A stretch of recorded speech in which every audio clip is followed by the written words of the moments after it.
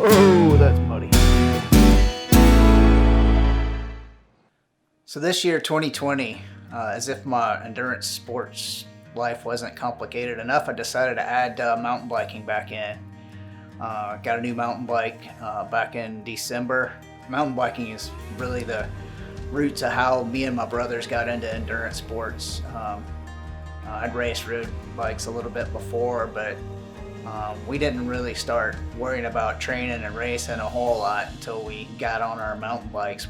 All three got mountain bikes, and then it was kind of all four of us, really Dad as well, started to really race after that. So it's really kind of back to my roots, but I still love triathlon. I still want to progress in that sport as well. So I really don't want to let my swimming and running go. But I had made, even in triathlon, I made a commitment to really improve my cycling. Like, so I feel like over the last couple of years, I've let my cycling in general kind of go downhill to try and figure out running. Running for me is a new sport. Swimming is a new sport. So I've devoted a lot of my time to getting better at those two sports, and quite frankly, I allowed my cycling to go backwards a bit. My challenge for 2020 was kind of twofold. My coach had kind of laid out a framework to work within so that I could get my bike back to at least where it was in 2017. And at the same time, I throw in the complication that, by the way, me and my brother, we've decided to do Austin Rattler and try and qualify for Leadville. I'm not going to get to go to Leadville this year, but still, I still want to race my mountain bike a little bit, and I have the Xterra off-road triathlon as an A race. How do I work my mountain bike training in to my multi-sport training and stay within the framework that my coach has laid out for me to progress in triathlon, and at the same time building my skills as a mountain biker? Mountain biking is a little bit different than being locked down in aero on a tri-bike, where you're just really concentrating on delivering nice, smooth, easy power and straight lines. All of a sudden you've got terrain management and the raw focus of staying on top of the bike while still laying down power. And that takes a little bit of skill, and skill development sometimes just takes time in the saddle. But in the same token, I have to kind of worry about doing the things that I need to do on the trainer to build just that raw sustained power that I need for triathlon, and really also for mountain biking as well. Skill side of mountain biking, and getting that back is taking some time. So I have to work that in within the things that I'm doing to keep progressing in triathlon. So I guess this video is more about kind of how I'm doing that right now, some of the choices I'm making, how I'm taking a look at my training and integrating the mountain bike into some of my structured workouts. When I substitute any trainer ride with a real world ride of any type, I have to factor in the total time commitment. We all tend to talk about our training time in terms of the hours that Training Peaks shows. As a non-pro with a family and a job, I have to figure in the actual time commitment. So there's the addition of loading everything up and heading out to the trail. Luckily, my dad found a trail close by, so it's not that bad to get there. But sometimes trains happen.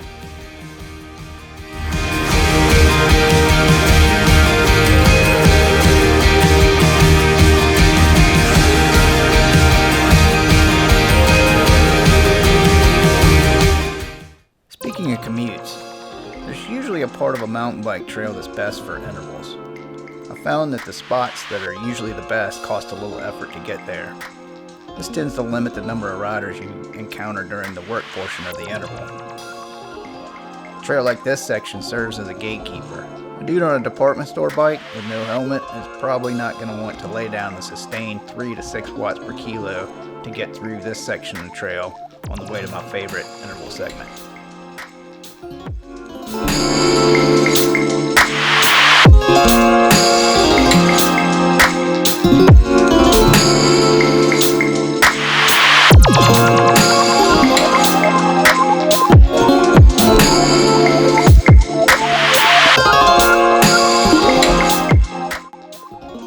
So I looked ahead in my training plan and tried to find rides that would be suitable for mountain biking. For about 4 weeks, maybe even 6 weeks, I had 2 rides that would pop up for these sustained power rides. The first being sustained power, where I had some 8-minute sustained intervals, and then a second one later on in the week where I had 15-minute sustained intervals. So what I had to do at that point to try and was to find something out of this route that would work within that framework. And what I found is this loop here. And then I looked at how people were riding it, and for the most part, people were riding it clockwise. So they were coming in from this direction into the shoal. So they were riding this portion down, faster route way through this. So what I decided to do was ride it the opposite way, counterclockwise. And that would give me a pretty steady climb out of this bowl. This actual part right here, when I timed it on my recon ride, was going to be about 8 minutes. That would be 8 minutes of pretty well sustained power. So on a 15-minute interval, which is basically my times through this loop, was around 13 to 16 minutes. So power on, best I could do is about 13 minutes. So the real trick to the 15-minute interval is keeping the power on through here. And as we'll see in the video, this is it's fast, twisty, and so keeping the power on through here takes some skill. So I was really getting the best of both worlds here.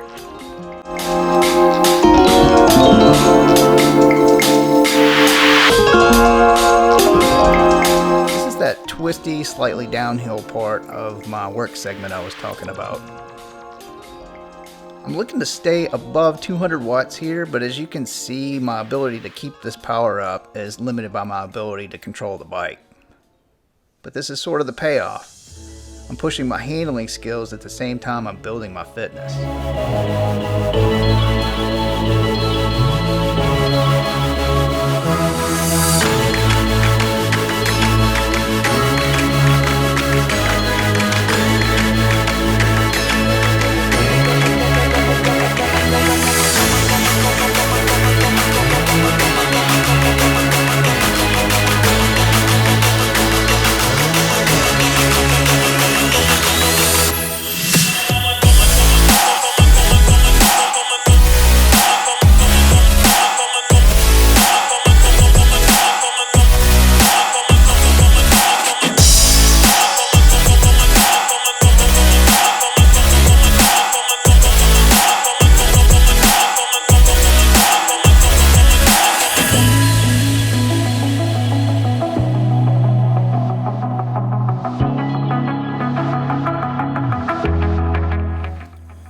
As I cross this log each time, I know this is where the work begins.